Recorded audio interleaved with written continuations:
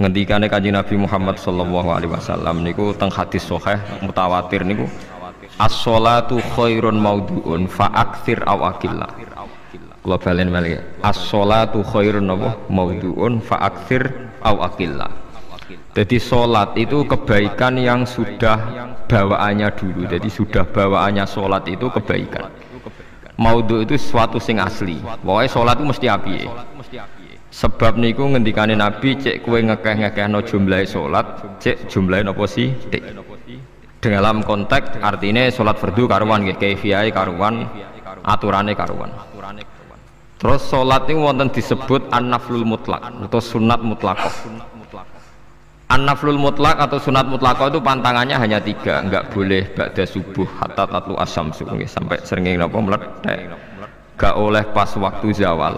Nggih niku antarane mriki pinten nak dhuwur iki 12 5 menit iki. Wis pokoke meh dhuwur niku mboten angsal. Iki jenenge wektu napa? Zawal. Terus nomor 3 ba'da asar nganti napa? Surupe napa? Srengenge. Larangan 3 salat ini bisa dibatalkan kalau ada sebab yang mukorin. Misalnya bar ngasar kok ana wong mati. Berarti kita angsal salat napa? Jenazah. Utawa kue bar subuh mlebu masjid terus dia wudu. Niku ana ulama sing darani tetep salat tahiyat napa masjid. Mergo sebabe nggih dukhulul masjid. Jadi hanya ada pantangan niku wau. Niki rungokno tenan nggih. Nah terus yang menjadi kontroversi mulai zaman ulama ngantos sakmangke itu kaifiyah kados traweh. Wis ora usah tersinggung niki ilmu. Teng riwayat-riwayat Bukhari Muslim Nabi nu nak witir itu 9 rakaat. Lam yakut min hunna fi akhirihinna illa wahidah. Di Nabi nate sholat witir itu 9 rakaat enggak duduk sama sekali, mau terakhir duduk pas ke-9 terus salam.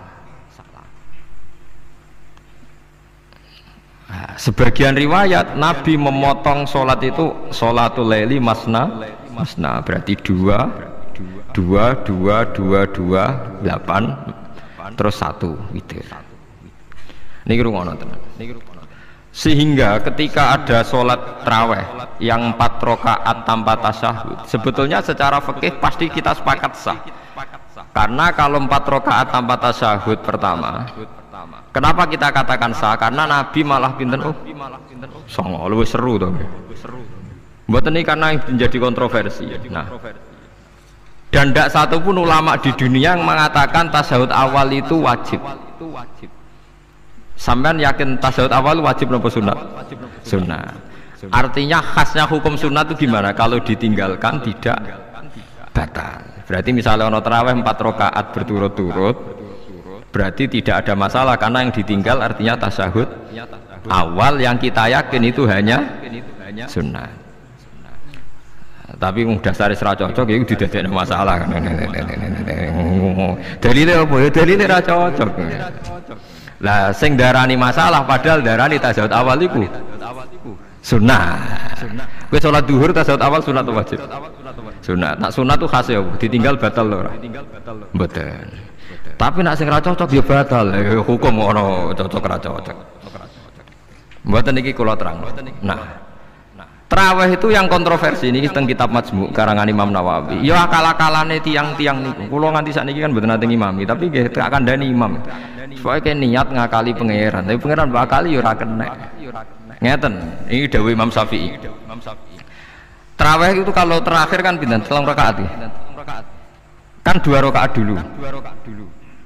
Lalu pas 2 rakaat itu pas witir, yang witir kok traweh. Yang terakhir witir 3 rakaat itu 2 rakaat sampai niatnya witir nopo. Witir. Setelah 2 rakaat sampai salam ndak? Salam. Itu menjadi sholat teraneh di dunia. Karena kue muni witir tapi jumlahnya 2. Nah, itu sholat teraneh nopo di dunia. Terus sampean muni ngene, mboten Gus maksud kula niku telu tapi lurus sih. Berarti kayak kudu nerangno pangeran, kudu kamu pangeran kayak penjelasan. Gusti ini 2 sementara loh, nanti ada. Karena jika Tuhan tidak kamu kasih penjelasan, akan aneh kan disebut witir, tapi rokaatnya 2. Maka kamu harus niatnya, Gusti ini cicilan witir. Nah, sehingga jangan kira engkau 2 tapi ini nanti 3. Nah, itu makanya setiap bilalnya atau matinya kan shollu sunnatan rakaataini minal witri. Jadi diumumkan sholatlah 2 rakaat tapi yang satu paket dengan cicilan witir. Lah itu lucu. Karena Anda sekali bilang itu witir berarti Anda bohong kan, nyatanya 2 rakaat. Tapi kritiknya Imam Syafi'i ini kan lucu. Imam Syafi'i yang imam kita tuh mengkritik itu sholat aneh kalau begitu.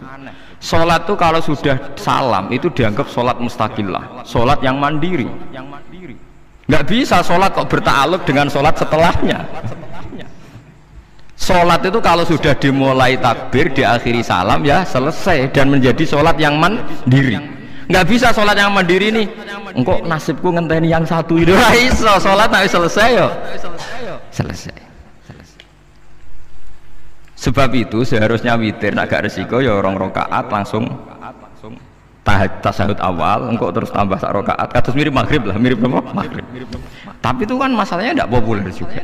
Nah itu akhirnya diakali wa shollu sunatan minal witri nggih. Temriki ono minal witri kan? Itu kalau diterjemahkan sholatlah kalian paket witir tapi ganjil sih, paket witir tapi gendep sih, tapi sementara Gusti tapi kan kita bingung itu cara pangeran bingung tenan ngadepi. Nah, makanya itu nak cara kula ya ora usah dijerok-jerokno pokoke ngene iku. Ya dadi barang keliru kadang ya muga-muga sepuro pangeran ya ora usah ngono. Dadi nak salat ya nak cara Sayyidina Utsman itu memang beliau bilang 2 rakaat itu berdiri sendiri karena sholat itu setiap 2 rakaat selesai, setelah salam itu selesai. Nanti yang witir ya 1 witir.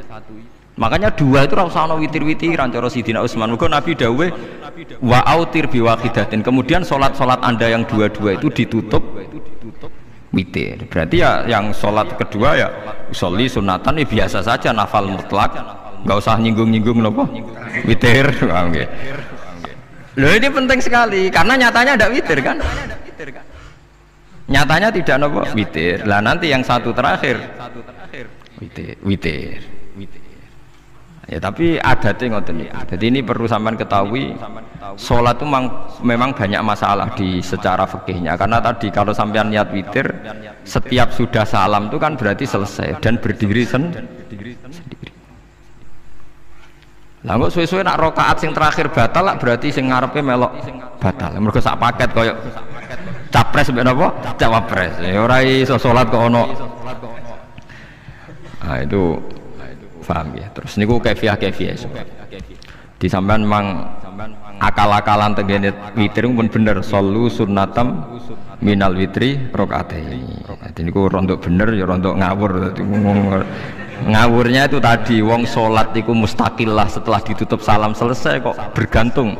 Hanya nasib 2 ini kan bergantung setelahnya kan? Mana ada sholat kok sudah ditutup berkaitan. Mulane kula niku nak witir ya ora tau tak niati witir. Wong kula ora cocok mbek pengumuman niku ora pati cocok. Dadi kula tapi kan kula makmum. Ora malek dihisab kan cara salah ya.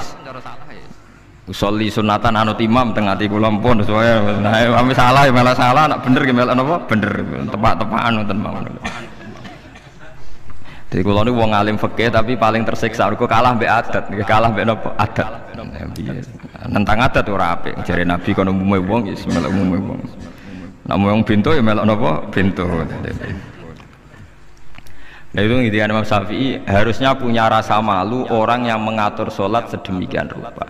Sebenarnya sholat itu niatem salah lah, keliru lah. Wong sholat itu wis apik, ora usah detail-detail napa niat. Lalu dari Imam Syafi'i kowe mlebu masjid niat duha ya untuk tahiyat masjid, niat tahiyat masjid nek waktu duha ya untuk duha. Karena wis barang apik, wis piye-piye tetep apik. Ngono, dadi ora usah ribet-ribet niat ngono wong barang apik. Paham ya? Tapi kan sederhana kan sebenarnya kita tidak perlu bulat, tidak perlu apa? Bulat. Paham ya? Terus ini penting. Nah, terus yang ketiga masalah kesunatan jamaah dan tidak. Ini kalau terang detail. Menurut hukum fikih tahajud itu jelas gak disunatkan jamaah. witir juga nggak disunatkan jamaah. Tapi semua ulama yang bilang tidak disunatkan itu nggak ada yang memfatwakan hak batal kalau berjamaah. Jadi tidak ada yang bilang dikatakan batal kalau jamaah, cuma tidak disunatkan jamaah. Tapi Rasulullah itu pernah main di salah satu sahabat di waktu duha.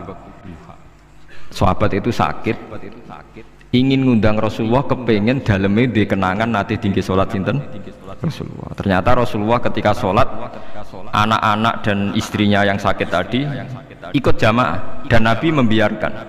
Bahkan Nabi sempat ngatur soft.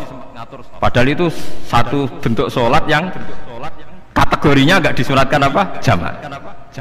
Itu makanya Imam Nawawi bilang sholat-sholat yang nggak disunatkan jamaah itu masih boleh jamaah. Seperti witir, duha. Nggih, tapi aja terus jadi gerakan tahajud bersama. Nah niku kula ora cocok nih. Wong ora kepengin tahajud kok dijak napa? Tahajud. Kula nggih nate dipamiti Gus nek ana tahajud bersama. Cangkem ora usah. Wong sing ngeloni bojone kuwi lagi ibadah, bocah ibadah sing ora enak muni lho. Mergo jare Nabi wis jelas wa fi buti ahadikum sedekah. Tadi kowe iku malah lucu. Wes ibadah kok bocah apa? Ibadah. Jadi sing ngeloni, lho ngeloni ra kudu ngeloni bojo, lho ngeloni anak iku ya napa? Ibadah. Takokno ruhen. Nak ngeloni bojo gak di masa depan ngeloni apa? Anak. Ngeloni anak nggih napa? Ibadah. Ning omah jaga anak bojo timbang dhewean nggih napa? Ibadah. Mulane kula nu rapati cocok nek ana tahajud bersama oleh tapi aja dadi gerakan. Nek sing pun nglampahi nggih monggo, sing umate seneng nggih monggo, itu tetap baik. Tapi baiknya bergantung sejauh mana ini tidak dimasalkan. Sekali dimasalkan tetap tidak napa baik. Karena nanti punya akibat yang sedang baik diajak baik yang lain, dari baik nikmat menjadi baik gremeng itulah itu perkara kan. Hanya orang kan sepakat kan nak ngumpuli bojo ibadah, kabeh ulama sepakat kan. Dan itu penggemarnya banyak. Terus dijak ibadah yang penggemarnya sedikit. Dasar imamnya cocok lah, itu kan resiko agama dikomentari kan tinggi. Makanya tidak usah dimasalkan. Sing kelon ya keben, sing turu gitu apa? Keben karena turu ke ibadah. Turu niku mari ra maksiat. Wong zina mergo ora turu. Wong maling mergo ora turu. Wong ngrasani wong mergo ora turu. Mulane kula nate cerita teng ngaji niki ana ulama wali. Saking seneng ibadah nganti janggal. Ana gak wali sing makome kaya aku. Dituduhno wali sing saurip-uripe turu kecuali salat fardu. Yaiku wali sing setingkat kuwi. Mboten trimo Gusti tapi niku kok turah turu ya takokno sesuk. Kena apa kok turah? Jebule tak takoki kenapa jenengan turah turu? Ya wong turu ora iso maksiat. Tapi nak kue poso tahajud itu jenenge wong melek tepatine nduk ndi-ndi tetep paling selamat itu apa turu. Akhirnya ngakoni jebule alim kue lah ya dadi turu iku iso dadi wali. Ke wong turu ora ngarah zina, ora ngarah maling, ora ngarah ngrasani wong. Dadi mulane akeh wali sing berangkat saka napa turu. Mulane Ashabul Kahfi iku wali sing kramate iku turu suwi. Mergo turu iku nak tepak. Niku iso dadi napa? Wali. Mulane kenapa keramat Ashabul Kahfi napa? Turu. Tapi aja tiru. Lha iki cerita ilmu, cerita ilmu ora kudu setuju niku niki ilmu. Difaham nggih dados. Kula piyambak pribadi belum pernah tahajud jamaah sama istri saya. Kula piyambak jarang tahajud. Tapi memang saya beritahu kalau sholat-sholat yang kesunatannya itu tidak jamaah, sebaiknya jangan dipaksakan jamaah. Karena kadang fadilahnya disirron. Kalau balik ini malah seperti sodakoh. Kalau zakat wajib itu sebaiknya diumumkan supaya orang tahu bahwa dia sudah melakukan kewajiban. Tapi kalau zakat tidak wajib sebaiknya sirron, sebaiknya rahasia. Begitu guys sholat jamaah itu kenapa baik di sholat fardu? Karena kalau yang tidak jamaah kan dikira dia tidak sholat. Makanya kesunatannya sholat fardu nomor jamaah. Tapi selalu potensi riya, sum'ah, pamer itu ada sehingga ada sholat-sholat yang dari awal didesain supaya tidak kelihatan orang. Yaitu sholat nggak usah berjamaah. Plus baik di rumah. Semua ulama ijma sholat sunat itu baik di rumah apa di masjid? Di rumah. Di rumah, di dalam kamar sama di kamar tamu, ruang tamu baik di dalam kamar. Bahkan Nabi nyebut sholat fiko ibaitiha di kamar paling dalam. Lah bagaimana mungkin sholat yang sudah didesain siron begini, misalnya kayak tahajud, disunatno bengi-bengi ben ra wong roh, disunatno ning jero kamar ben wong ra roh. Jebule jamaah kan jadi aneh kan. Tapi kan nentang ya goblok, barang apa kok mbok tentang. Ya tapi kowe tenanan ya goblok kok ora sunah Nabi iki, Pak. Mulane aku boleh takok itu yang jenengan takoki kok ngubang bul. Makanya aku wong alim dadi bingung. Bingungnya iku mergo akeh ilmune ora kok koyo bingungem. Tapi sing jelas peminat ibadah kelon itu lebih banyak. Ini mau sing mesti ini. Karena Anda harus sepakat kan kelon itu apa? Ibadah. Kita sepakat kan. Dan itu peminatnya banyak. Itu sekali ada pengganggu pasti dikomentari tidak baik. Padahal pengganggu yang ngajak tahajud. Itu akhirnya kan tahajud jadi korban dikomentari gara-gara pengganggu. Nah itu yang saya tidak senang. Dieling-eling.